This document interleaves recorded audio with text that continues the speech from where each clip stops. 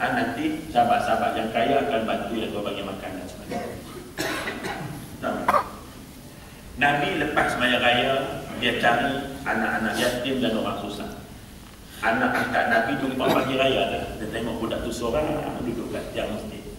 Dia tanya, anak siapa? Budak tadi kata, saya anak sekian, bapa dah meninggal dalam medan perang, mak dah kahwin lain, ikut laki baru. Nabi pun dukung budak ni dan dia tanya, hendakkah aku menjadi bapakmu dan Aisyah menjadi ibumu? Dia jumpa pada pagi raya. Sebab itu, kita pagi-pagi raya ini pergi cari budak, anak-anak bagi gembira. Nabi bagi kurma pada budak-budak. Ya, kita jangan bagi kurma, ya. Bagi kumpul-kumpul budak. Kita membagi kurma. Budak-budak lodi kan, Abu Bakar bagi kurma. Tapi nak cerita bagi tadi, Nabi ingin menggembirakan, dia menggembirakan apa bagi anak-anak tadi ni. Dan kita pun tengok senangnya Nabi tadi. Nabi orang susah tuan-tuan. Tapi karena sifat tadi Ramadan, Nabi pemurah macam angin kan. Tapi dia terus melakukan kemurahan itu pada bulan Syawal. Tolong orang miskin, tolong anak yatim. Kemudian selepas itu apa Nabi pergi balik masjid? Nabi cari siapa? Balik pada masjid Sembahyang Raya. Nabi pergi ke rumah isteri-isteri baginda. Bukan panggil isteri mengadap ya. Kita panggil bini kita mengadap. Mina, abang balik dah, cepat, balik, salam.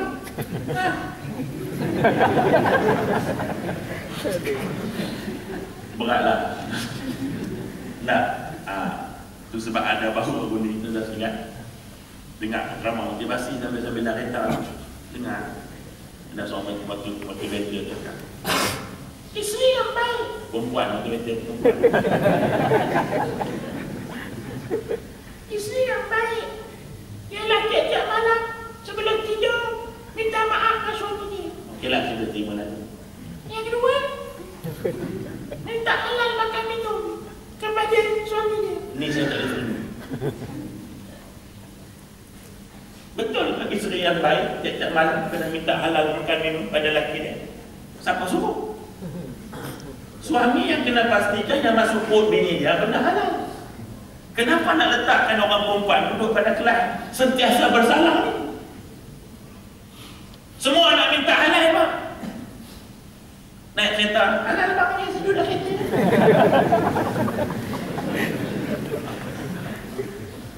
Tak betul ini. Dari mana ni? Minta maaf kita boleh terima. Minta halal ini bukan satu benda. Suami yang patutnya cakap begini. Nabi balik daripada sembahyang raya, pergi jumpa, cari bini dia tadi, ucapkan kalimah-kalimah yang menghiburkan, doakan dia. Kita dah sedar-sedar, tunggulah bini mahu salam nanti. Tak apalah, ya. Kita kadang-kadang itulah cara kemesraan kita wacana ya. Jadi begitu keadaan. Jadi saya nak sebut yang kita nak muhasabah tadi ni sejauh mana. Jadi kemuncaknya tadi saya sebut dah. Kemuncaknya kepada infak tadi ni, kalau pada Syawal tadi kita jadi keriput majanya, tolong jangan lupa kepada ibadat korban. Kemuncak. Kesan daripada kecintaan untuk membelanjakan ke jalan Allah bagi yang berkemampuan pergi haji 5-6 ribu habis. Labur untuk Allah. Tak ada pulangan apa-apa. Hanya nak pergi ibadat saja. Nampak tak? Maka yang tidak buat haji, ada satu ibadat lagi yang nama dia korban. Tapi kita orang Melayu anggap korban ni ringan saja kan? Sebab dia nampak sunat, dia tak nampak muakkad ini. Akhirnya keluarlah kata-kata, kenapa tak korban tahun ni? Tak tahun lepas nak korban tak? Inilah yang selalu jadi modal tuan-tuan. Yang pelik tahun lepas beli baju raya, tahun ni beli juga. Kenapa tak beli tahun? Kenapa tak beli baju raya? Tahun lepas beli. Kenapa hari ni makan nasi? Kenapa tak makan nasi hari ni? Semalam dah makan. Nampak? Jadi ibadah korban ini, tuan-tuan sekalian, tengok keutamaan dia. Nah, bukan sebab nak kempen ada lembu kat belakang muda. Kalau tak ada lembu, saya sebut tadi juga. Supaya kita muhasabah. Ibadat korban ni kalau mampu korban. Korban apa maknanya? Dia taklif 3 utama. Menyembelih binatang tertentu. Tak semua binatang boleh buat korban. Pada waktu tertentu, tak semua waktu namanya korban. Dan dengan tujuan untuk mendekatkan diri kepada Allah. Ini takrif korban. Jadi maknanya kalau kita tak mampu nak buat korban yang binatang atau bahagian binatang, ulama kata pada 10, 11, 12 dan 13 itu kamu sunat juga menyembelih apa-apa binatang walaupun tak termasuk dalam kategori binatang korban. Contohnya lembu sebahagian tak larat, kita miskin. Nah, sebab lembu lo ni apa panggil? Mahal lembu. Lembu semua naik minyak. Jadi mahal lah. Minyak naik, lembu pun naik minyak lah. Jadi tuan-tuan sekalian, oh silap lah. Ini buat minyak cakap. Jadi nak menyebut dia tadi 400 setengah tak mampu, 600 untuk kambing tak mampu. Hukum PK kata carilah binatang yang kamu nak sembelih. Kita ada sequanya pada 10, 11, 12, 13 itu sembelihlah, bukan untuk niat korban, tetapi nak mendapat kelebihan hari orang lain berkorban. Kalau binatang pun tak mampu, kata hukum PK, tak mampu, ayam pun tak ada. Terus lihat, adalah ayam seramut. Ayam tadi, tak menang-menang. Maka disunatkan juga kamu untuk bersedekah pada hari tersebut. Sedekah itu termasuk kepada manusia atau kepada makhluk lain. Kita miskin sangat, nak sedekah pada orang tak ada, orang nak bagi sedekah itu. Maka kita tengok ada makanan-makanan yang kita tak terbasi, ada tengok kucing, bagi pada kucing. Pada hari bila? 10, 11, 12 dan 13. Dan kalau sekiranya sedekah pun tak mampu, maka hendaklah kamu berzikir banyak-banyak pada 4 hari tersebut. Zikir itulah yang namanya takbir. Kalau korban tak penting, takkan sampai teratur dia punya ranking dia. Nampak tak? Sampai tak mampu binatang tak sepatutnya, tukar binatang tak sepatutnya, binatang tak sepatutnya pun tak ada, buat sedekah benda lain, benda sedekah pun tak mampu, buatlah berzikir kepada Allah Ta'ala, menunjukkan bahawa pentingnya ibadah korban itu. Kat mana-mana tu pulang ikut tuan-tuan kat Malaysia, kat mana-mana tu, kalau asal kat planet Pluto pun ada, buat tuan-tuan sekalian. Jadi buat korban, itu saja. Besarlah. Saya nak kata motivasi kat tuan-tuan. Tiap-tiap tahun ada seorang perempuan datang kat saya. Tiap-tiap tahun dia mana?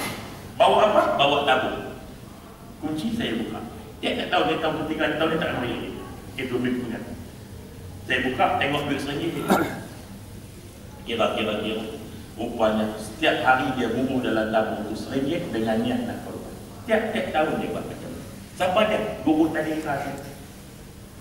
Dia guru tadika. Apa-apa? Murid tadika. Semangat untuk dia buat korban dari ini. Kan? Sampai dia bubur RM1 gaji tadika. Tuan-tuan berapa ringgit sangat gaji. Tapi dia niat nak buat. Akhirnya tiap-tiap tahun, dia tahu ni kemungkinan dia telefon dah. Di tahun yang kelima dah dia buat macam tu. Saat dia buat tabung rumah kan, dia tak buka rumah dia, suruh saya buka. Tak tahu lelaki nak berpanjang dengan saya tu orang. Tak perlu susah bercakap.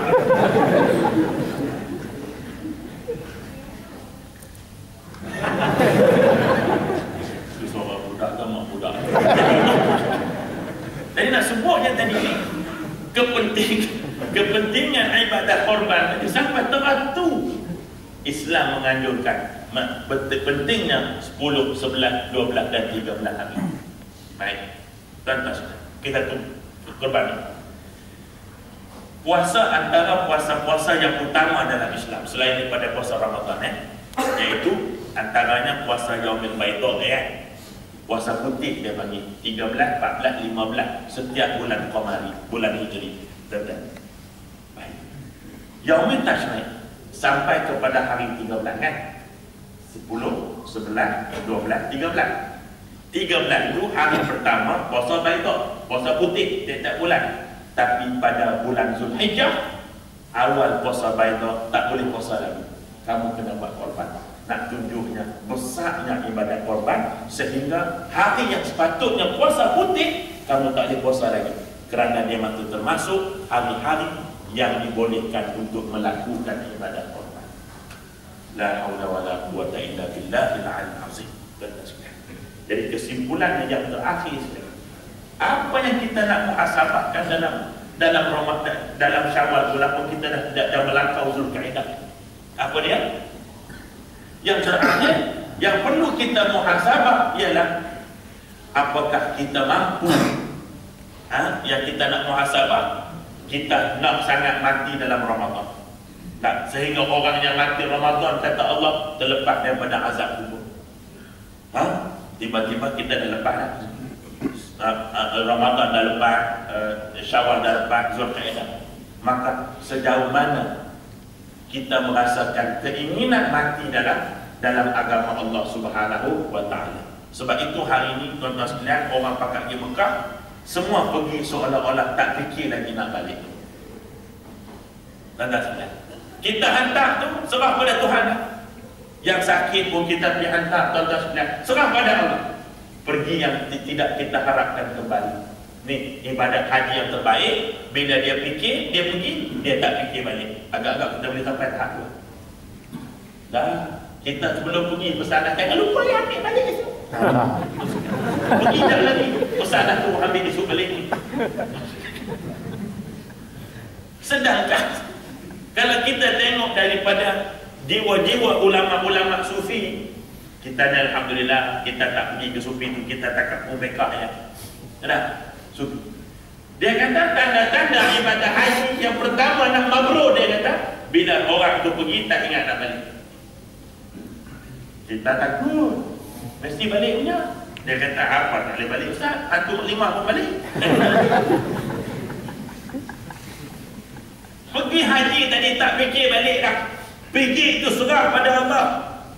Nah, kalau mati di Baqi', Masya Allah, tak ada satu nikmat yang lebih besar. Baru di jemaah haji pertama kita meninggal di Madinah kan, terpilih di Baqi'. Bukan semua. Mati di Mekah, Masya Allah, disolatkan di hadapan Kaabah Baitullah. Apa lebih bagus lagi? Sebab itu hukum bekah bila kita mati dalam keadaan ihram, sunat tidak ditutup muka mayat tadi. Kalau kat luar pada ihram kena tutup muka mayat tu, kan? Lepas pagi wari-wari cium semua, ya tutup. Setengah jam cium tak habis. Semua sedih. Bini kita lebih lama cium minit mayat tadi. Buat apa cium lama-lama? Kan? Masih hidup, jenuh laki dia ulur muka.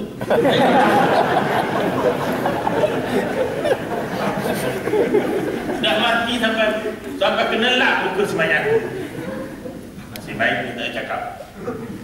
Dia cakap apa barang dah mati baru cium lama-lama. Dia cakap sunat untuk tidak menutup muka.